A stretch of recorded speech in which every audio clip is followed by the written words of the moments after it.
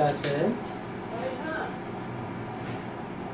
7 अप्रैल 1967 का। सभी बच्चे समझते हैं कि हम यहाँ आए हैं बेहद के बाप से वर्षा लेने के लिए।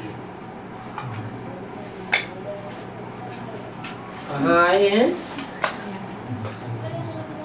वर्षा लेने के लिए तो आए हैं, लेकिन कहाँ आए हैं?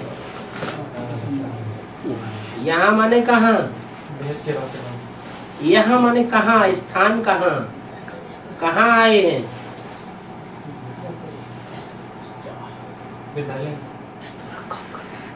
हाँ, जो भी विद्यालय है बाप का घर है, घर का घर भी है, विद्यालय का विद्यालय भी है, यूनिवर्सिटी भी है। उसमें हम आए हैं बाप से बेहद का वर्षा लेने के लिए। और कोई की बुद्धि में नहीं हो सकता क्या कि हम बेहद के बाप से बेहद का विश्व की बादशाही का वर्षा लेने के लिए आए हैं यहाँ यूनिवर्सिटी में पढ़ने के लिए। होगा कोई की बुद्धि में? है? उन तथाकथित बुद्धि जो ब्राह्मणों की है उसमें उनकी बुद्धि में ये बात समाई होगी कि हम आए हैं विश्व के मालिक पने का वर्षा लेने के लिए इस यूनिवर्सिटी में। इसी जीवन में लेंगे या अगले जीवन में लेंगे? पढ़ाई यहाँ पढ़ते हैं तो जो वर्षा है पढ़ाई का वो यहाँ लेंगे या अगले जन्म में लेंगे? यहाँ डॉक्टरी पढ़ेंगे तो यहीं वर्षा लेंगे डॉक्टरी का, सिविल सर्जन बनने का। यहाँ वकालत पढ़ेंगे तो यहीं वकील बनेंगे, जज या बैरिस्टर बनेंगे। तो लौकिक दुनिया वाले जो स्टूडेंट्स होते हैं या जो बाप के बच्चे होते हैं उनको बुद्धि में रहता है हमें बाप का वर्षा इसी जन्म में मिलना है। और यहाँ भी ब्राह्मणों की बुद्धि में ये बात रहती है कि बाप प्रैक्टिकल में आया हुआ है। किस लिए आया हुआ है? बच्चों को मुक्ति, जीवन मुक्ति का वर्षा देने के लिए, विश्व की बादशाही का वर्षा देने के लिए। ये वर्षा दुनिया में और कोई मनुष्य मात्र नहीं दे सकता है। इब्राहिम, बुद्ध, क्राइस्ट, गुरु नानक ये भी तो धर्म पिताएं आए हैं। वो धर्म पिताएं विश्व की बादशाही का वर्षा नहीं दे सके। वो राजा ही देते ही नहीं। वो तो आते हैं अपना धर्म स्थापन करके चले जाते हैं। राजा ही तो कोई को मिलती नहीं। जब 300-400 वर्ष हो जाते हैं, उन धर्म पिताओं की जनरेशन बहुत बढ़ जाती है, तब उनकी राजा ही स्थापन होती है। तो 300-400 वर्षों के बाद तक तो उन धर्म पिताओं को पता भी नहीं चलता कहाँ चले गए। और यहाँ बाप क्या कहते हैं? मैं आता हूँ तुम बच्चों को बेहद विश्व की बादशाही का वर्षा देने के लिए। तो आकर के ऐसे ही चला जाएगा जैसे धर्म पिता आया राम गया राम, या कुछ करके भी जाएगा? जो बोलता है वो करके जाएगा, या आज के नेताओं की तरह बोलते बहुत है करते कुछ भी नहीं? ऐसे करके जाएगा? ऐसे करके जाने वाला नहीं है। वो सच्चा बादशाह है, सच्चा बाप है, सत्युग की स्थापन करने वाला है, सच्चे बच्चों को पसंद करता है। तो वो खुद झूठ बोलने वाला नहीं हो सकता। ऐसे नहीं कि ब्रह्मा के तन में आया और ये वाणी किसके मुख से चलाई गई? ब्रह्मा के मुख से वाणी चलाई गई। शिव परमात्मा ने वाणी चलाई। तो परमात्मा की वाणी झूठ हो सकती है क्या? है? झूठ तो नहीं हो सकती। वो निराकार शिव ज्योति बिंदु इस सृष्टि पर आता है तो पहले माँ का रूप धारण करके आता है। दुनिया में भी जो बच्चे होते हैं उनकी पहचान पहले किससे होती है? बाप से होती है, माँ से होती है? पहले माँ से पहचान होती है। माँ प्यार से बच्चों को पढ़ाती है, स्नेह देती है, सहन करती है। बाप थोड़ी सहन करता है इतना। तो पहली पालना माँ से मिलती है। इसलिए संसार में कहते भी हैं, गायन भी है, तुमेव माता च पिता त्वमेव। माता का नाम पहले क्यों रख दिया? क्योंकि परमात्मा भी जब इस सृष्टि पर आते हैं तो माता के रूप में पहले अपने बच्चों को पालना देते हैं। लेकिन माता से वर्षा मिलता है क्या? माता से वर्षा नहीं मिलता, लेकिन बाप से तो वर्षा मिलता है। हद के बाप से हद का वर्षा और बेहद के बाप से बेहद का वर्षा मिलता है। तो बोला बच्चे ये समझते हैं, क्या समझते हैं? कि हम यहाँ आए हैं बेहद के बाप से बेहद की बादशाही का, विश्व की बादशाही का वर्षा लेने।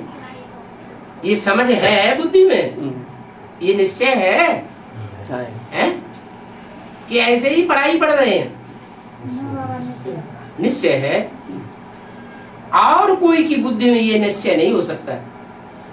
ये समझ और कोई दुनिया के स्टूडेंट्स की बुद्धि में ये बात नहीं बैठ सकती कि हम राजाई का वर्षा लेने के लिए आए हैं बाप से। राजयोग सीखेंगे और राजयोग सीख करके इसी जन्म में हम राजाई का वर्षा लेंगे।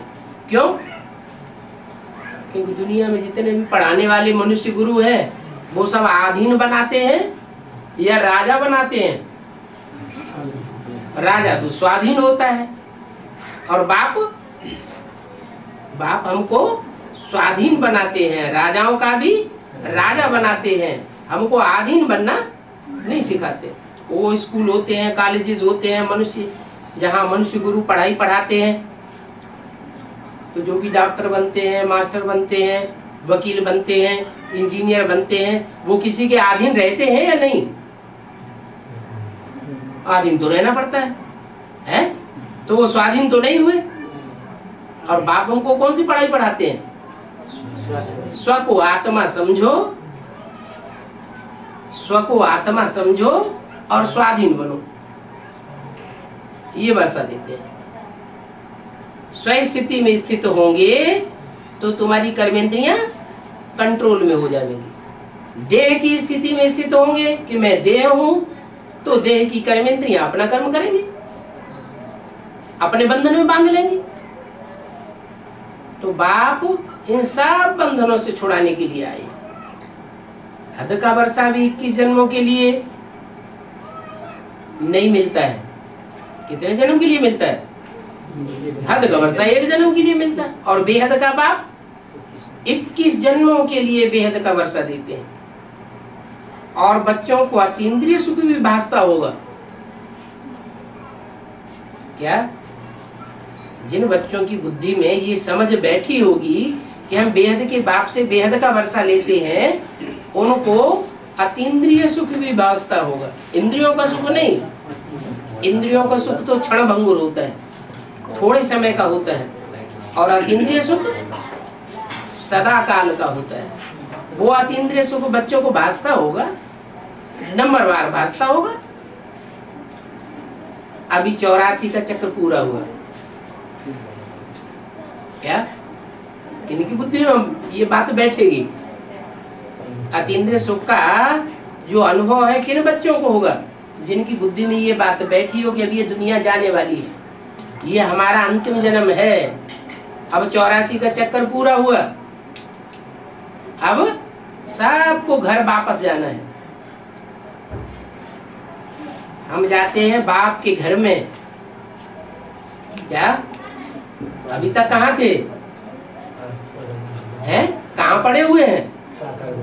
रावण की दुनिया में। माया रावण के अधीन हुए पड़े थे। और अब हम जाते हैं बाप के घर में।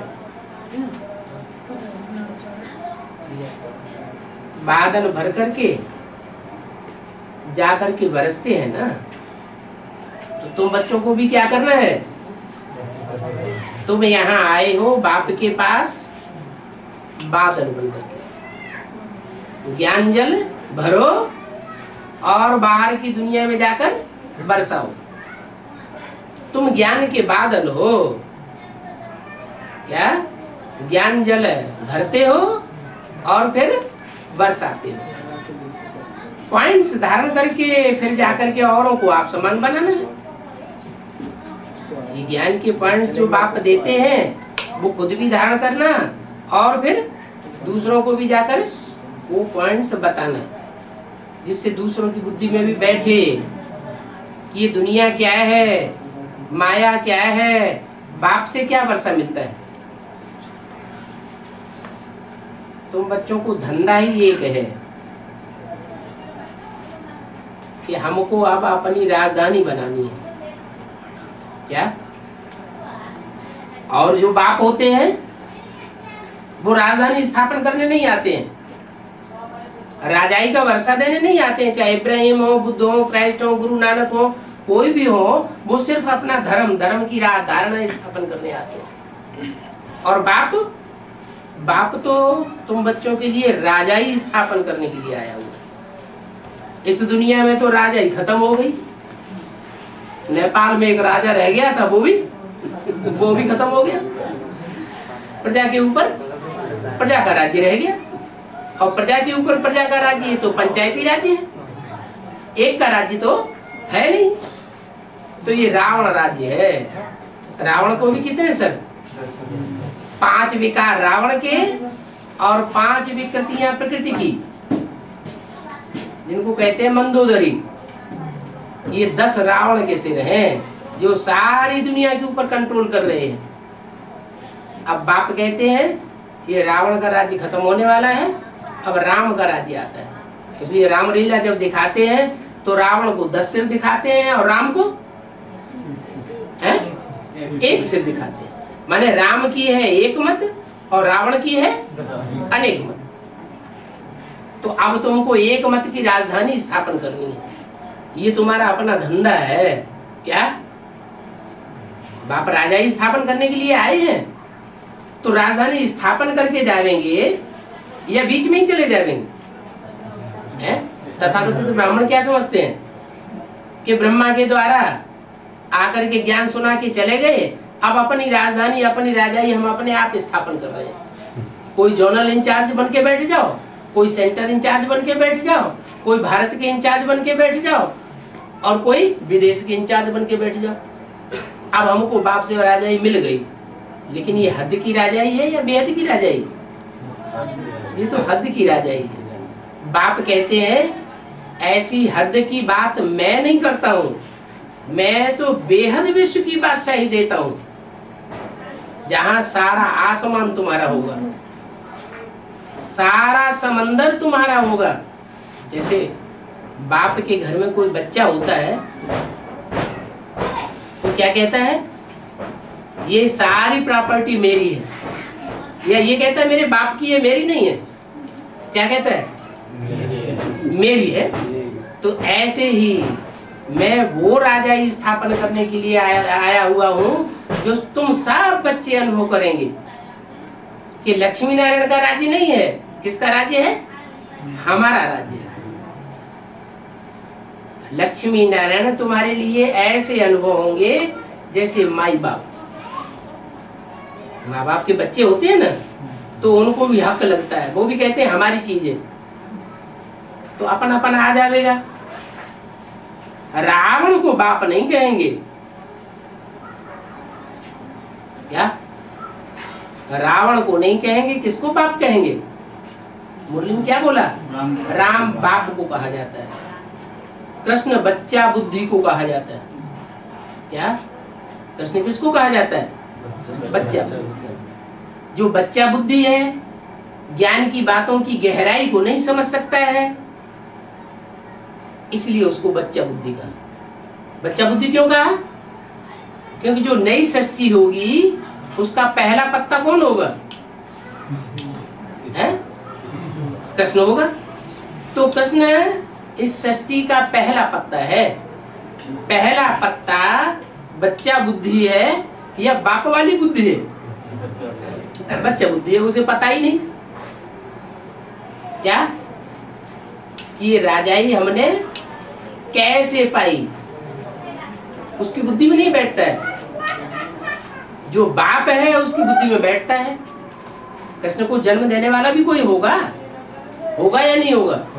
होगा। उसकी बुद्धि में सारी बात बैठी हुई होगी। क्यों बैठी हुई होगी? कि बाप की जो पढ़ाई हुई पढ़ाई है वो पहले बाप ने पढ़ी होगी या बच्चे ने पढ़ी होगी? बाप पूरी पढ़ाई पढ़ता है, बच्चा तो बच्चा बुद्धि है, वो पूरी पढ़ाई पढ़ ही नहीं सकता। इसलिए कृष्ण की आत्मा को सतयुग में जाकर के बच्चा बनना पड़ता है, और राम वाली आत्मा सारे विश्व का पिता बनकर के संसार में प्रत्यक्ष होती है। वो है विश्व पिता, और वो है विश्व का महाराज कुमार। कौन? कृष्ण बच्चा। तो बताया रावण को बाप नहीं कहेंगे, राम को बाप कहेंगे, रावण को बाप नहीं कहेंगे। बच्चे जानते हैं वर्षा तो बाप से ही मिलता है, रावण कोई वर्षा नहीं देता है, देता भी है तो दुख का वर्षा देता है, सुख का वर्षा नहीं देता।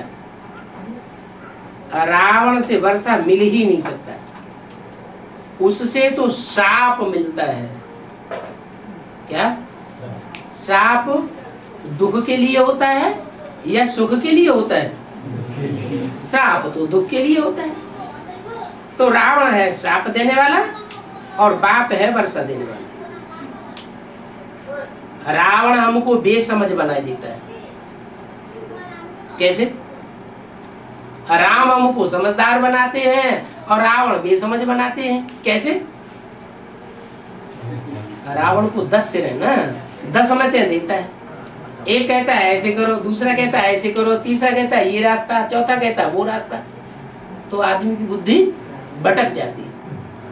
और राम को एक ही सिर है, एक ही मत है, एक ही बुद्धि देता है सबको कि ऐसे रास्ते पर चलोगे तो जन्म जन्मांतर सुखी रहोगे, और ऐसे रास्ते पर चलोगे तो जन्म जन्मांतर दुखी रहोगे।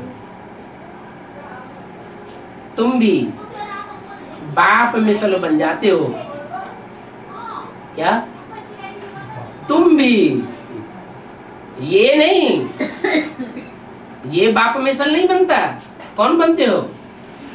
तुम भी का मतलब क्या हुआ है? जो बाप के सन्मुख बैठ करके पढ़ाई पढ़ने वाले बच्चे हैं वो बाप मिसल बन जाते हैं। ये ब्रह्मा बाजू में बैठने वाला है या सन्मुख बैठने वाला है? ये तो बाजू में बैठता है। इसलिए मुरली में बोलते हैं मैं तुम बच्चों को पढ़ाई पढ़ाने आता हूँ, ये तो बीच में सुन लेता है। क्या मैं इसको पढ़ाई पढ़ाने के लिए नहीं आता हूँ, और इसको पढ़ाई पढ़ाऊं तो ये बच्चा बुद्धि समझेगा भी नहीं कि नई सृष्टि कैसे स्थापन होगी, नई दुनिया की राजधानी कैसे स्थापन होगी, नई दुनिया की राजाई कैसे स्थापन होगी, इसकी बुद्धि में बैठने वाला नहीं है। इसलिए मैं इसको नहीं पढ़ाता हूँ। पढ़ाता किसको? मैं तुमको पढ़ाता हूँ, ये बीच में सुन लेता है। ये माने कौन? ब्रह्मा बाबा। तो तुम बच्चे अभी बाप को भी जानते हो और षष्ठी चक्र को भी जानते हो। क्या तुम सुदर्शन चक्र घुमाने वाले सुदर्शन चक्रधारी बच्चे हो ना? तो तुम्हारी बुद्धि में सुदर्शन चक्र का पूरा ज्ञान बैठा हुआ है, तुम्हारी बुद्धि में, इसकी बुद्धि में नहीं। क्यों? इसकी बुद्धि में क्यों नहीं बैठा हुआ है? क्योंकि ये बच्चा बुद्धि है। अगर इसको समझाया भी तो बस इतना रटेगा, सतयुग त्रेता द्वापर कलयुग संगम युग, सतयुग त्रेता द्वापर कलयुग संगम युग, ये हो गया चक्कर घुमाना। क्या वो सुदर्शन चक्र कैसे घुमाते? ब्रह्मा कुमार कुमारी कैसे घुमाते हैं सुदर्शन चक्र? है वो तथाकथित ब्रह्मा कुमार कुमारी सुदर्शन चक्र कैसे घुमाते हैं?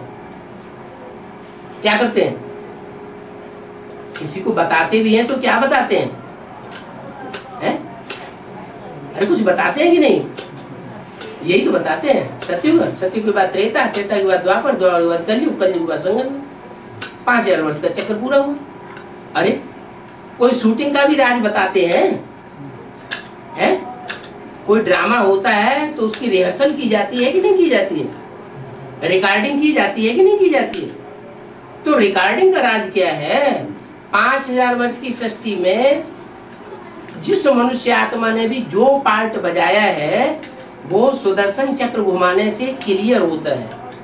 क्या हर आत्मा अपना अपना मनन चिंतन मंथन करके अपने अपने 84 जन्मों का पार्ट खोल सकती है। ये ऐसा प्रोसीजर दिया है ज्ञान का कि जो भी मनन चिंतन मंथन करेगा वो अपने 84 जन्मों को जान सकता है। तो तुम बच्चों को चक्रवर्ती राजा बनने के लिए फिर ये चक्र घुमाना बहुत जरूरी है। कौन सा चक्र, क्या नाम है इसका? स्व माने आत्मा, स्व माने आत्मा, दर्शन माने देखना, अपनी आत्मा का 84 का चक्र में क्या क्या पार्ट है वो देखना। उसका नाम क्या दिया? स्वदर्शन चक्र। कैसा चक्र? 84 का चक्र। क्या देखना है उसमें? हमारी आत्मा का 84 के चक्र में क्या क्या पार्ट है वो तुम अभी जान सकते हो।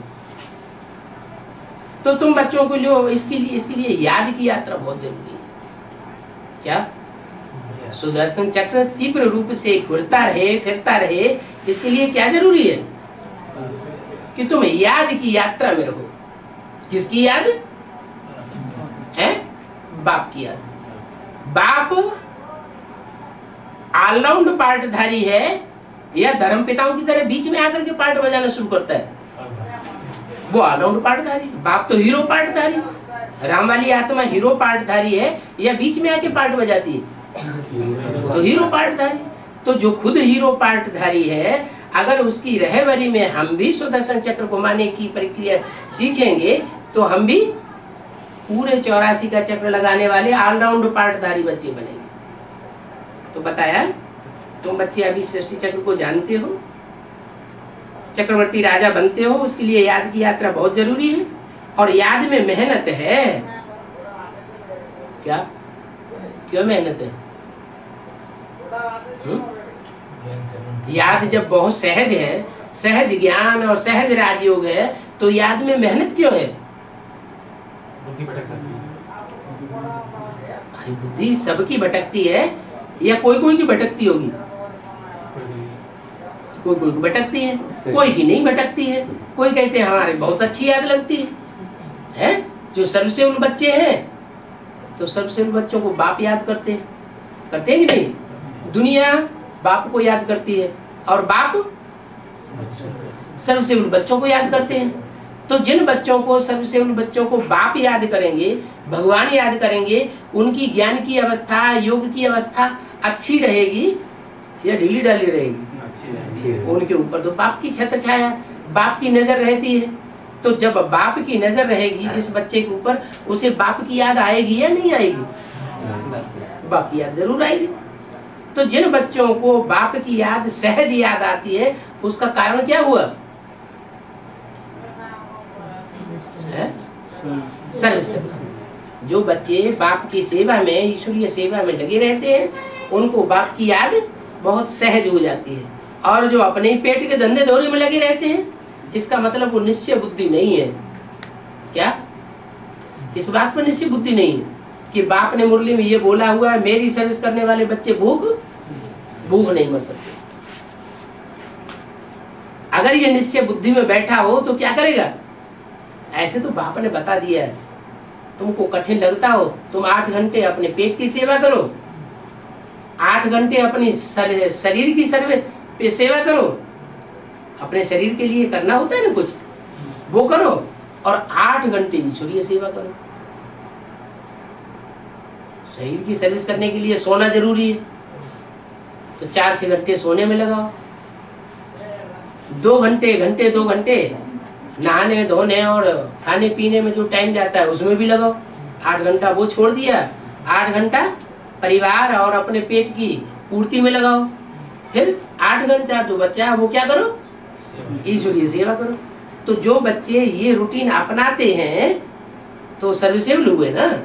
ऐसे सर्विसेबल बच्चों को बाप याद करते हैं, तो उनका कितना भाग्य बनता होगा।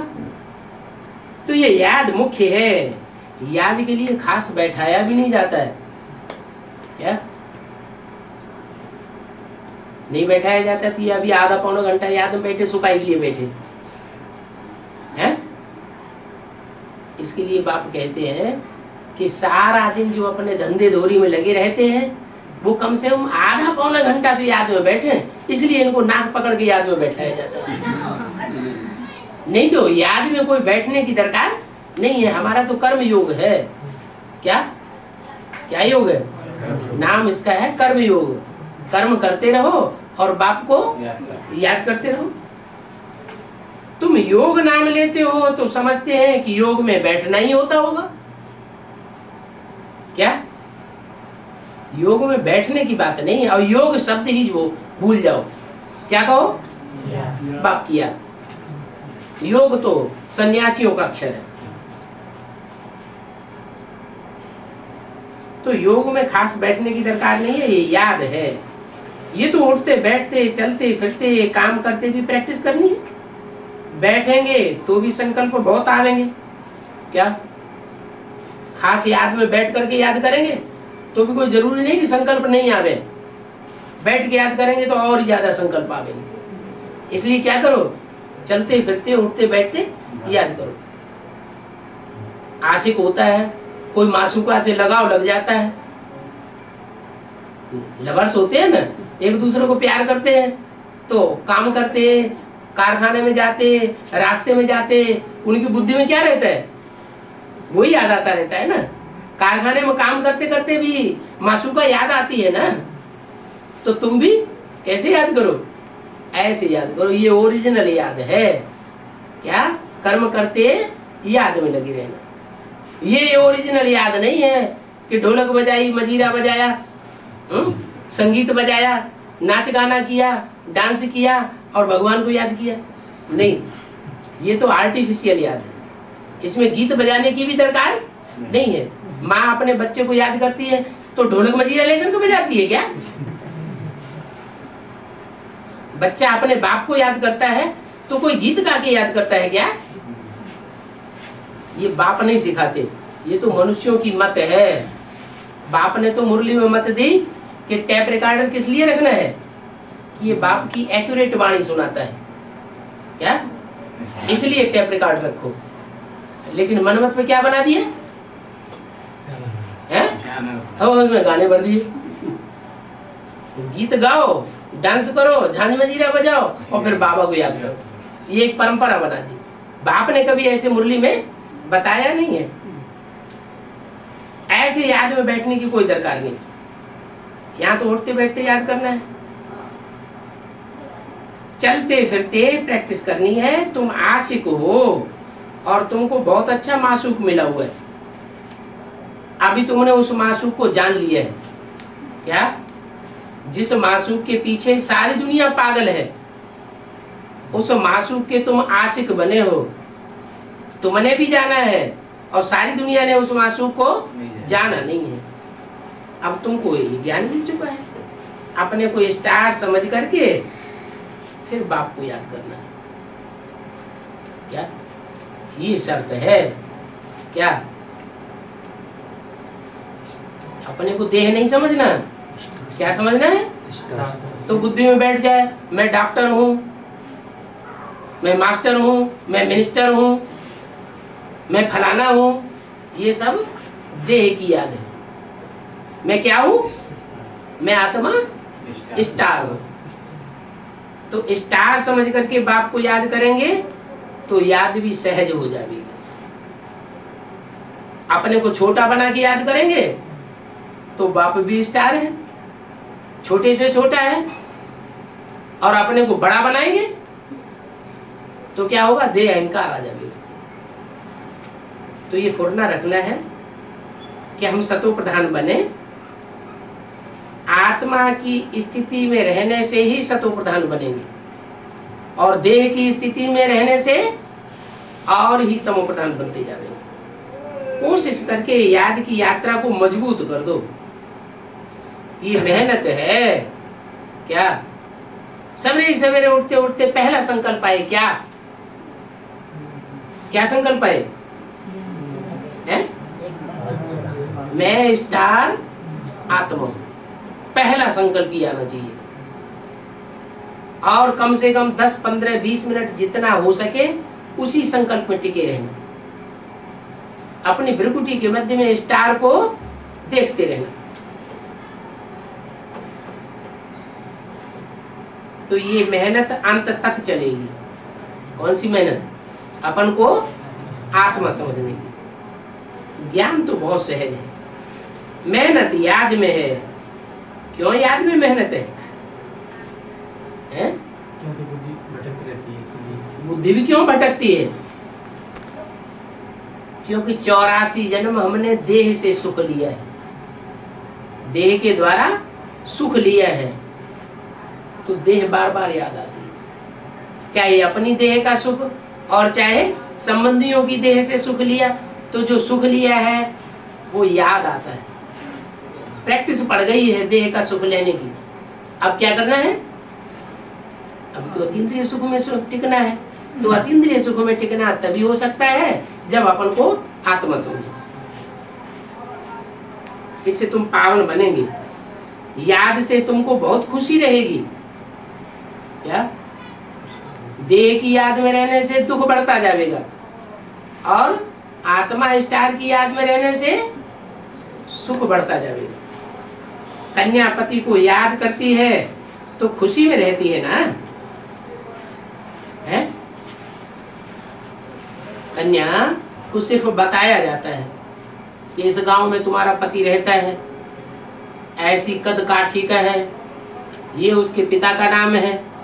बस जिस दिन से परिचय मिला और उसी दिन से याद करना, उसकी बुद्धि में याद छप जाती है। देखा भी नहीं है तो भी बुद्धि में याद छप जाती है। कहीं कहीं फोटो भी दिखा देते हैं। कोई जरूरी है कि आंखों से देखेगी तभी याद करेगी? हैं?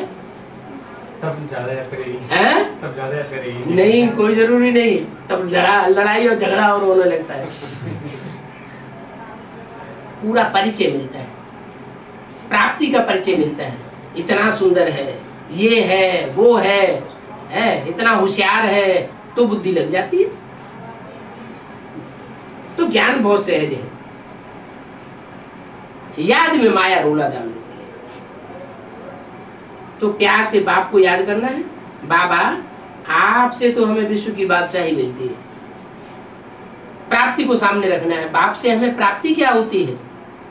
दुनिया में जो किसी से प्राप्ति नहीं होती, वो बाप से, बेहद के बाप से प्राप्ति होती है। 84 जन्मों में 84 बाप मिले। उन बापों से कभी इतनी प्राप्ति नहीं हुई होगी जो जन्म जन्मांतर काम आवे। धर्म पिताएं होते हैं, इतने महान होते हैं। आज क्रिश्चियन से 150 के करोड़ की तादाद में है और क्राइस्ट को याद करते हैं। उनको भी क्राइस्ट से इतनी प्राप्ति नहीं होती जितनी प्राप्ति बाप से होती। तो बोला मन न चित्त। देखो, तुमको बाप आकर मिल गया। तुम जानते थे कि हमें भगवान इस जन्म में मिल जाएगा?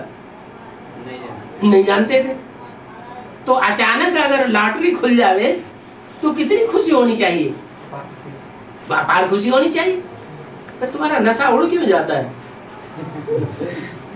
है? ये अपार खुशी, उसका पारावार खलास नहीं होना चाहिए।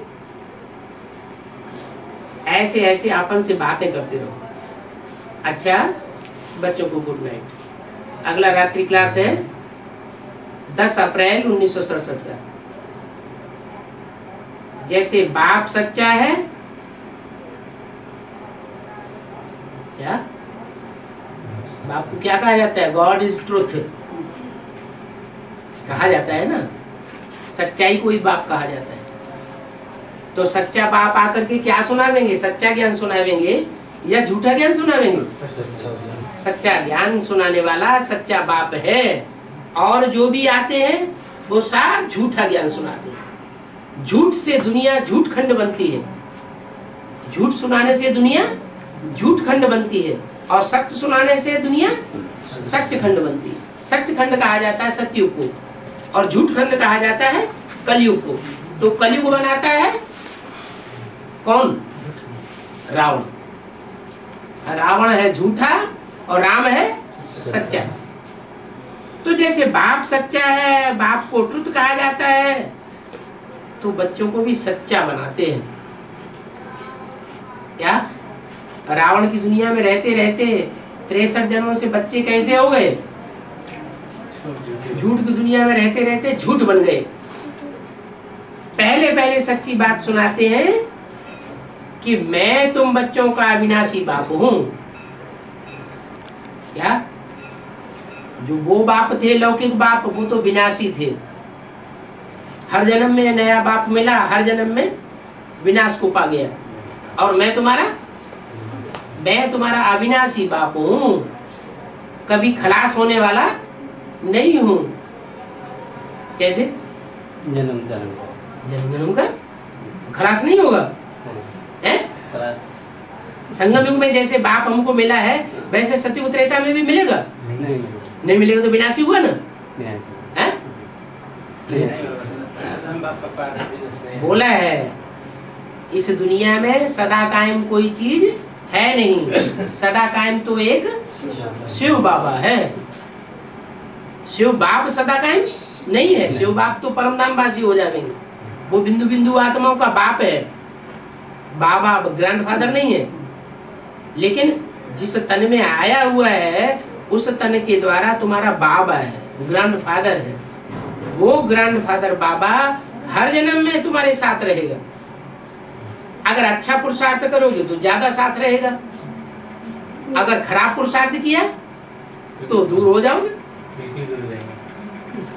तो बच्चों को सच्चा बनाते हैं कि सच्चे बनो और सचखंड स्थापना करने में बाप के सहयोगी बनो। पहले पहले सच्ची बात बोलना बताते हैं कि मैं तुम्हारा बाप हूं। ये बात और कोई नहीं बताते क्या कि मैं तुम्हारा बेहद का बाप हूं। कह देते हैं सर्वव्यापी है। तो जब सर्वव्यापी है तो सब हमारे बाप हो गए। एक बाप कहां हुआ? मैं कहता हूं मैं सर्वव्यापी नहीं हूं। क्या? वो दुनिया वाले बताते हैं बाप सर्वव्यापी है। अच्छा, दुनिया वाले बताते हैं, ब्राह्मण तो नहीं बताते। तथाकथित तो ब्राह्मण क्या कहते हैं? वो कहते हैं कि बाप सर्वव्यापी है। कहते तो नहीं है। कहते तो नहीं है कि बाप सर्वव्यापी है, फिर ये भी नहीं बताते वो एक व्यापी है कहां। वो कौन है एक जिसमें व्यापी है? वो मुकर्रर कौन सा है जो आदि से अंत तक मुकर्रर है? सन 36 में भी मुकर्रर था और मध्य में भी मुकर्रर है और अंत में भी मुकर्रर रहेगा। राजधानी स्थापन करके जाएगा, राजाई स्थापन करके जाएगा देवताओं की, बीच में जाने वाला नहीं है। तो ये बताते भी नहीं है। कौन? तथाकथित ब्राह्मण ये बात नहीं बताते। और यहाँ बाप आकर ये बात बताते हैं कि बच्चे मैं सर्वव्यापी नहीं हूं, मैं तो एक व्यापी बन करके आया हूं। एक को पहचानो। सर्वव्यापी कहना माना गाली देना। कैसे? कुत्ते में, सुअर में, कुत्ते बिल्ले में व्यापी कह दिया तो जानवर बता दिया ना, तो ये तो गाली हो गई। कच्छ अवतार, मत्स्य अवतार, वाराह अवतार, कितनी बड़ी बड़ी गाली दे दी। क्या मैं ऐसे कच्छ मच्छ का पार्ट बजाने वाले जानवर बुद्धि मनुष्यों में नहीं आता हूं? कैसे मनुष्य है जो लोगों को दिखाने के लिए कछुए की तरह इंद्रियां समेट के बैठ जाएंगे। लोग समझते हैं बड़ा अच्छा कोई भगत है, बड़ा अच्छा तपस्वी है। जैसे बगुला होता है ना, तो बगुला एक टांग पर खड़ा हो जाएगा है, लोग समझे बड़ा अच्छा भगत है, बड़ी तपस्या करता है बगुला। और जैसे ही मछली आई फिर खड़ा हो गया। तो बाप परिचय देते हैं कि मैं कच्छ अवतार, मत्स्य अवतार और वाराह अवतार में नहीं आता हूं। किसमें आता हूं? जो जल जंतु हैं, ज्ञान जल में पलने वाले हैं, उन जानवर अवतारों में नहीं आता हूं कि जब तक ज्ञान जल में चलेंगे तब तक अच्छे चलेंगे, और ज्ञान जल से निकाल के उनको बाहर कर दो या माया उनको बाहर कर देती है तो ज्ञान में से टूट जाते हैं, शादी बर्बादी कर लेते हैं। मैं ऐसे कच्छ मच्छ अवतार में नहीं आता हूं। मैं किस में आता हूं? मैं मनुष्य अवतार में आता हूं, जो धरणी का आधार लेते हैं। धरणी माना कन्याएं माताएं, जो कन्या माताओं को आगे रखते हैं, उन कन्या माताओं का रिगार्ड करते हैं, उनमें मैं प्रवेश करता हूँ। राम में या कृष्ण में मैं आता हूँ, और किसी में कच्छ मच्छ अवतार में नहीं आता हूँ। सब झूठ बोलते रहते हैं, बाप के लिए ही झूठ बोलते हैं कि कच्छ मच्छ अवतार लेकर के आता है। अरे मैं जानवरों का रूप धारण करके आऊंगा तो क्या जानवरों को पढ़ाई पढ़ाऊंगा? जानवरों को पहले पढ़ाई पढ़ाना जरूरी है या मनुष्यों को पढ़ाई पढ़ाना जरूरी है? पढ़ाई जानवर पढ़ेंगे या मनुष्य पढ़ेंगे?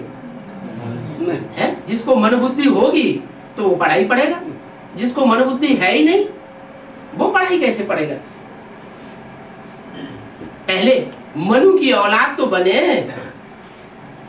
मन का उपयोग करना तो सीखे। मनु ब्रह्मा को कहा जाता है, ब्रह्मा कुमार कुमारी ही नहीं बनते, ब्रह्मा की बात ही नहीं मानते, अपनी मत पर चलते हैं। उन कच्छ मच्छ अवतारों में मैं नहीं आता हूं। क्या जो भगवान आते हैं, भगवान ब्रह्मा के तन में आते हैं और ब्रह्मा मुख से सुनाते हैं, ब्रह्मा मुख वंशावली बच्चे बनते हैं, मुख से निकली हुई बात को मानते हैं, उनको मैं पढ़ाई पढ़ाता हूँ। और जो उसके मुख से निकली हुई बात को मानते ही नहीं, मैं उनको पढ़ाई नहीं पढ़ाता हूँ, ना उनमें प्रवेश करके मैं कोई काम करता हूँ। मैं जानवरों में प्रवेश करके क्या करूंगा? सब झूठ बोलते हैं, बाप आकर के सच्चा बनाते हैं, सच बात बताते हैं, ऐसा सच्चा बनाते हैं जो कि तुम आधा कल्प फिर कभी भी झूठ नहीं बोलेंगे। क्या अभी तो इस झूठ की दुनिया में रहकर के कुछ न कुछ झूठ मुख से निकल जाता है ना? निकलता है या नहीं निकलता है? कुछ न कुछ निकल जाता है। लेकिन अब मैं तुमको ऐसी पढ़ाई पढ़ाता हूँ, ऐसा सच्चा बनाता हूँ कि 63 जन्म तो क्या, 63 जन्म तो क्या, पूरा आधा कल्प तुम कभी भी झूठ नहीं बोलेंगे। यहाँ तो झूठ ही झूठ, मेरे ही झूठ, सच की रत्ती नहीं है। क्या कहाँ? इस ब्राह्मणों की दुनिया में दो तरह के ब्राह्मण हो गए ना, एक कुखवंशावली और एक मुखवंशावली। जो मुख से निकली हुई बात को मानते हैं वो मुखवंशावली, और जिन्होंने गोद में प्यार लिया है ब्रह्मा की, गोद कहते हैं कुख, उन्हें ब्रह्मा की गोद याद आती है, मुख याद नहीं आता। जिसने गोद का प्यार लिया होगा उसे क्या याद आएगा? तो उसे गोद याद आएगी। और जिसने मुख की बातों को ध्यान से सुना होगा उसे क्या याद आएगा? उसे मुख याद आएगा। तो कोई तो मुखवंशावली है, कोई कुखवंशावली। जो कुखवंशावली है वो देह को याद करते रहते, उन्हें देह बहुत याद आती है, बहुत याद आती है। तो मुरली में भले बोलते हैं इस ब्रह्मा का चित्र नहीं रखना है, हमारे गुस्सा की वो वाक्य ही मुरली में से काट देंगे। पहले ये वाक्य बहुत मुरली में आता था कि ब्रह्मा का चित्र नहीं रखना है। बाद में जब देखा कि एडवांस पार्टी वाले इसका ज्यादा विरोध करते हैं तो वो वाक्य मुरली में से उड़ा दिए। अब मुरली में वो वाक्य उड़ा दिया जाएगा तो फिर कोई शिकायत ही नहीं करेगा। ये शिकायत ही नहीं करेगा, बाबा ने तो मना किया है ब्रह्मा का चित्र नहीं रखना। ब्रह्मा का चित्र रखेंगे तो जो ब्रह्मा की गति हुई है वो ब्रह्मा कुमार की गति हो जाएगी। ब्रह्मा की क्या गति हुई है? क्या गति हुई? हार्ट फेल हो गया, शरीर छूट गया।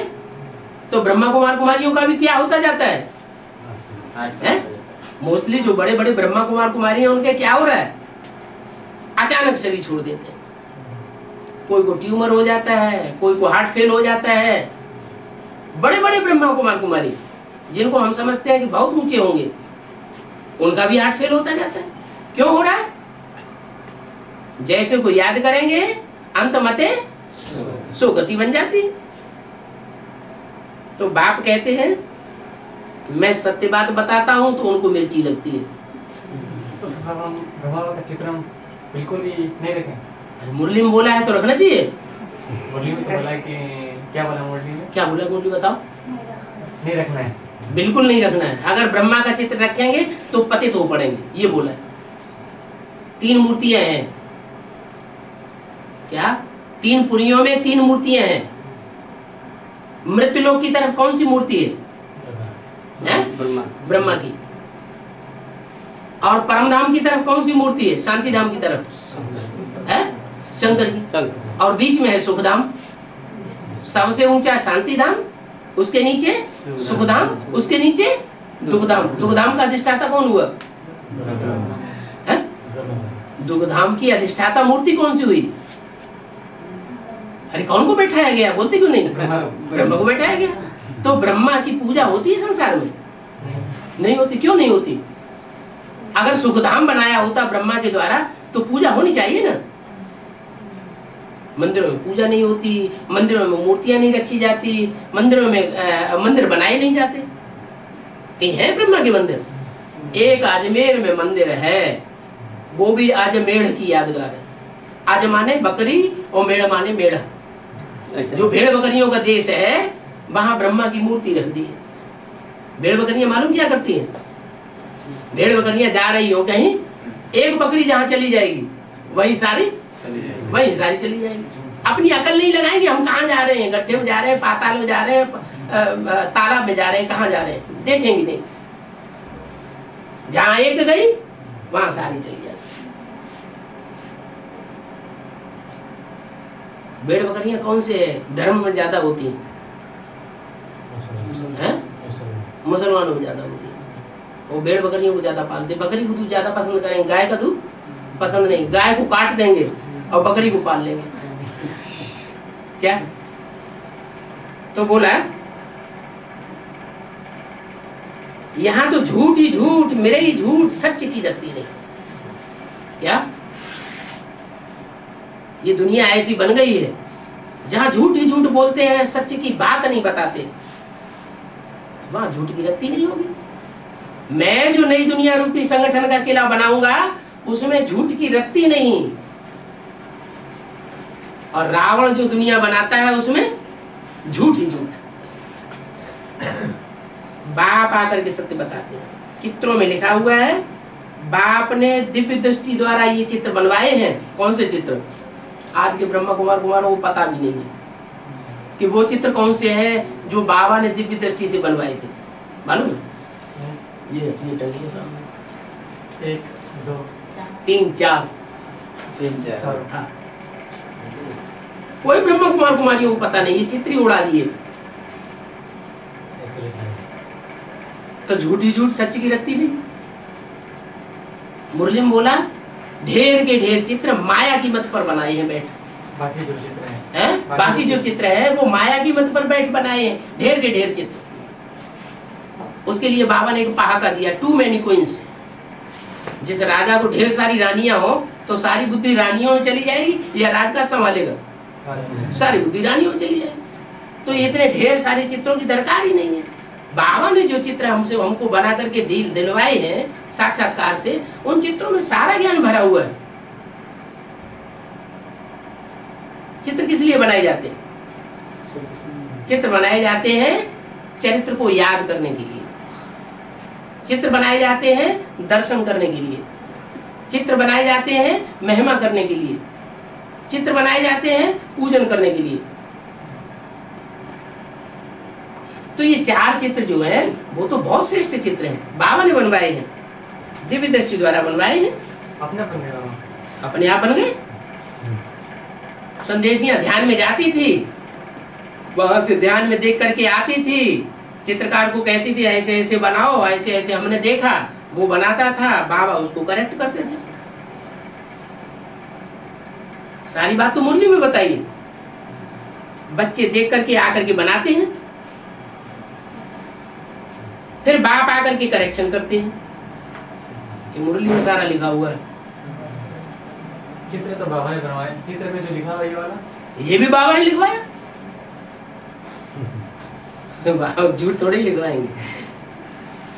तुम काल पर विजय पाते हो क्या? यह काल पर विजय नहीं पाता। कौन? यह काल पर विजय नहीं पाता, तुम काल पर विजय पाते हो। यह माने कौन? ब्रह्मा बाबा जो बाजू में बैठा है वो मर जाएगा ऐसे ही। ये पूरी पढ़ाई नहीं पढ़ता, ये बेसिक नॉलेज की पढ़ाई पढ़ के प्राइमरी स्कूल की पढ़ाई पढ़ के चला जाता है। इसको फॉलो करने वाले भी प्राइमरी स्कूल की पढ़ाई पढ़ के चले जाएंगे, सब शरीर छोड़ जाएंगे। क्या हम शरीर नहीं छोड़ेंगे? हैं? हम शरीर नहीं छोड़ेंगे। बाप तो कहते हैं तुम यहाँ पढ़ाई पढ़ो और यहीं मैं तुमको राजाई दे के जाऊंगा, विश्व की बादशाही दे करके जाऊंगा। तो शरीर छोड़ दो तो पढ़ाई का फायदा क्या हुआ? वो दुनिया में पढ़ाई पढ़ते हैं, मास्टर की पढ़ाई पढ़ेंगे, वकील की पढ़ाई पढ़ेंगे, डॉक्टर की पढ़ाई, वहाँ ये सिखाया जाता है कि यहाँ तुम डॉक्टर की पढ़ाई पढ़ो, अगले जन्म में डॉक्टर बन जाना। पढ़ाते हैं ऐसे हैं? बाप कहते हैं मैं धोबी बनकर के आया हूँ, क्या मैं तुम्हारे शरीर रूपी वस्त्र को धोता हूँ। ऐसा धोबी किस काम का कि कपड़ा फाड़ के रख दे और कहे अगले जन्म में ले लेना।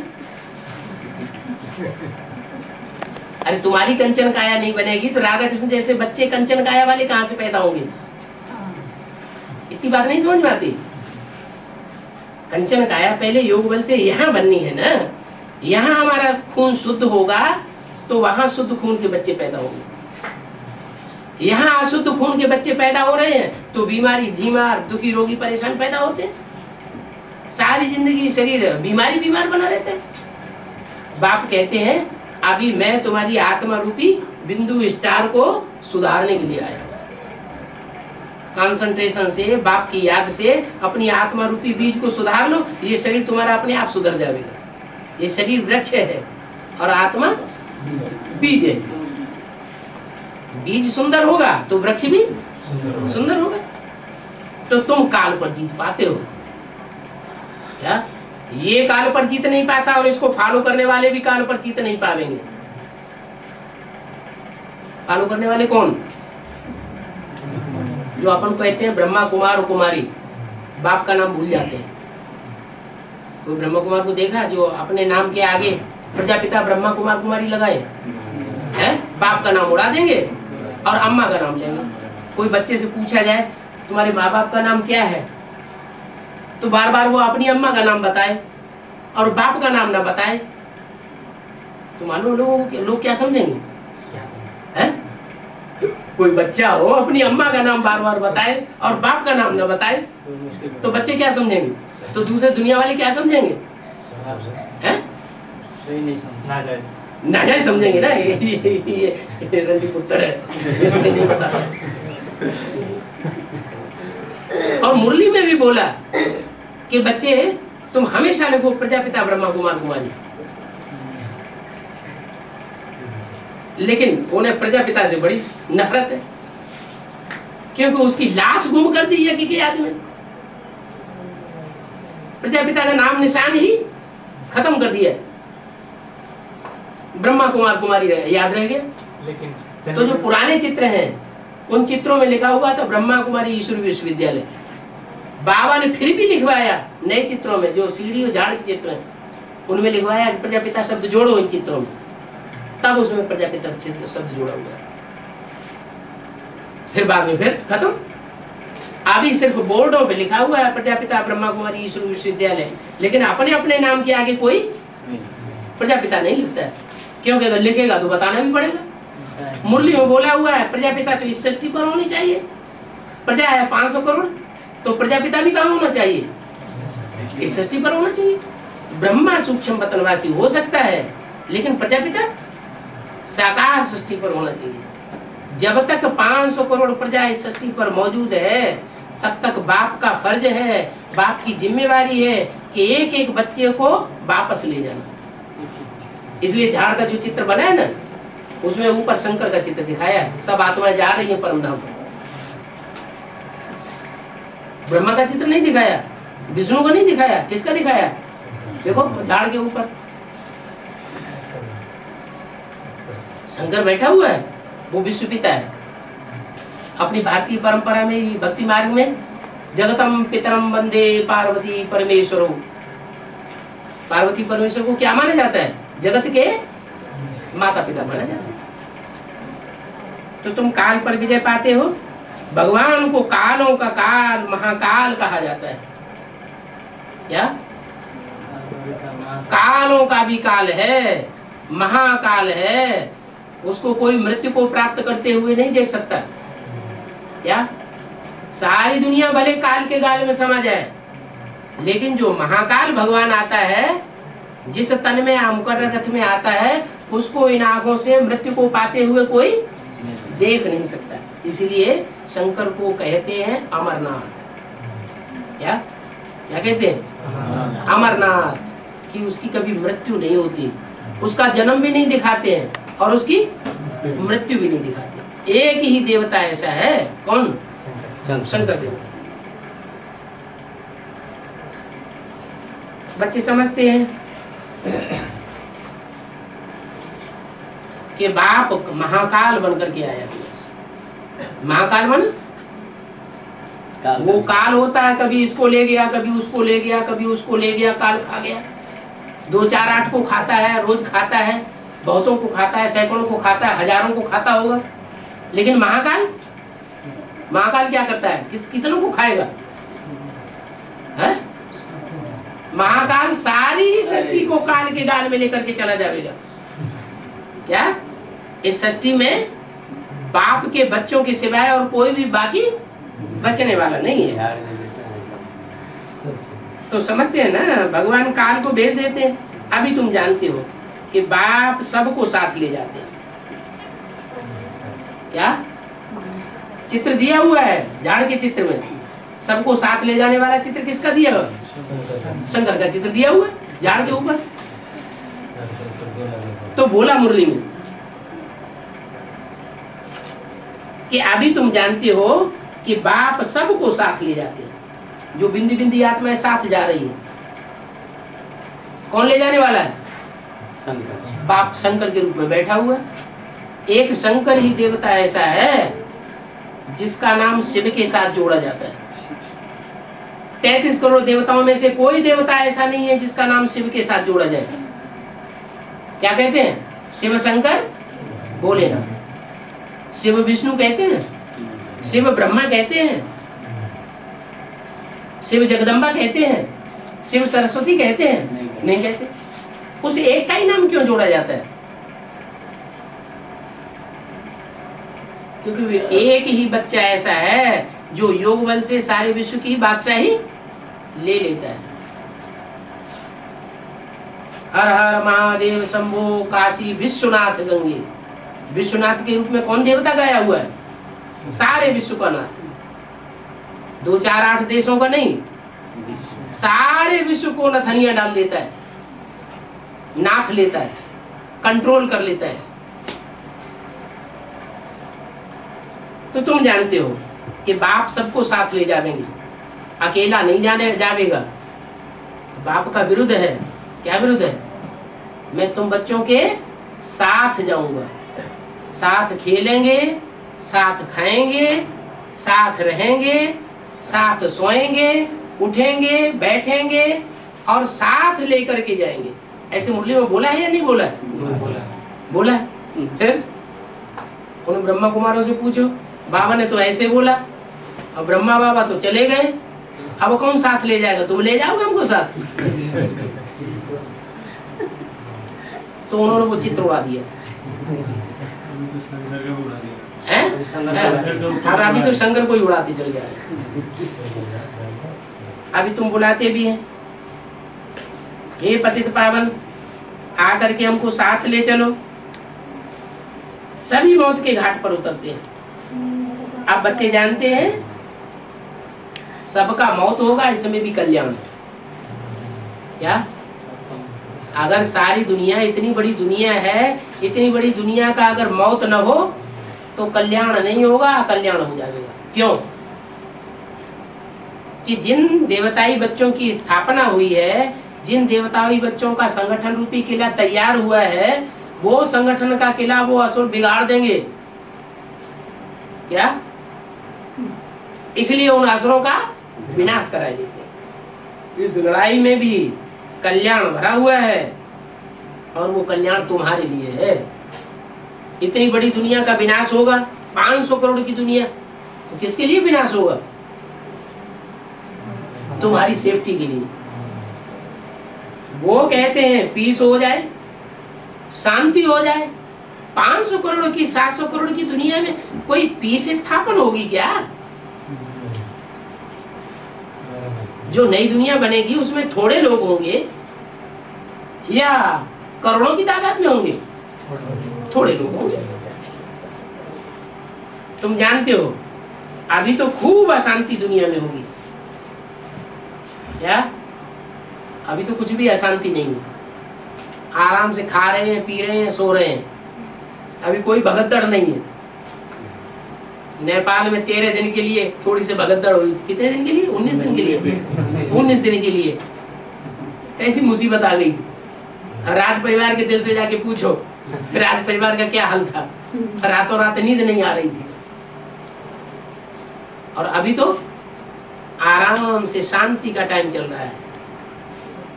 अभी आगे चल करके खूब अशांति दुनिया में होगी, परंतु तुम कोई ऐसे बोलते नहीं हो क्या कि आगे चल करके दुनिया में बहुत अशांति होने वाली है। जानते हो ये तो ड्रामा में नूंद है, हम क्यों बोलें? ये महाभारत लड़ाई तो होगी। तुम्हारे इस यज्ञ में जो कुछ भी देखने में आता है, क्या तुम्हारे इस यज्ञ में अभी जो कुछ भी देखने में आता है वो सब स्वाहा हो जाएगा। शांति धाम, सुख धाम, इतनी बड़ी बड़ी बिल्डिंगें बनाई हैं, वो सब खलास हो जाएंगी। ये नई दुनिया में रहेंगी या नहीं रहेंगी? अरे अरे बोलो तो, अरे ये रहेंगी कि नहीं रहेंगी? रहेंगी। ये सुखधाम शांति धाम जो माउंट आबू में बनाया वो रहेगा। मनुष्यों ने बनाया, भगवान ने बनाया। मनुष्यों की बनाई हुई चीज दुनिया में रहेगी। मनुष्य भी विनाशी और मनुष्यों की बनाई हुई चीज भी विनाशी। भगवान जो बनाते हैं वो तो नई दुनिया का संगठन बनाएंगे। सच्चे सच्चे बच्चों का, सोने जैसे सच्चे बच्चे हैं उनका संगठन बनाते हैं। वो संगठन स्थायी रहेगा और बाकी सब दुनिया स्वाहा हो जाएगी। गीता में भी अर्जुन को विनाश और स्थापना का साक्षात्कार हुआ ना, तो बाप आकर के तुमको स्थापना और विनाश का साक्षात्कार कराए रहे हैं, तो समझना चाहिए कि बरोबर अब चेंज होनी है। एक अर्जुन को तो सिर्फ साक्षात्कार नहीं कराया, फिर घोड़ा गाड़ी दिखाई दी। तुम तो अभी जानते हो योग से ही कृष्ण ने ये पद पाया है। तुम्हारे आगे इस ज्ञान में सारी दुनिया है। क्या तुम अकेले ज्ञान में नहीं आए हो? इस ज्ञान को सारी दुनिया के लोग समझेंगे। अगर इस ज्ञान को न समझें तो उनको भगवान से सुख शांति का पहले जन्म का भी वर्षा नहीं मिलेगा। दुनिया की हर आत्मा जो परमधाम से ऊपर नीचे उतरती है, पहला जन्म लेती है, वो पहले जन्म में हर आत्मा सुखी होती है, दुख नहीं भोगती। तुम्हारे आगे इस ज्ञान में सारी दुनिया आने वाली है। फिर सत्युग में तुम बेवकूफ बन जाते हो। सबसे दुर्लभ तुम्हारा ये जन्म है, ब्राह्मण जन्म। अभी तुम ईश्वरीय गोद में आते हो ना, इसलिए दुर्लभ जन्म है। ओम शांति।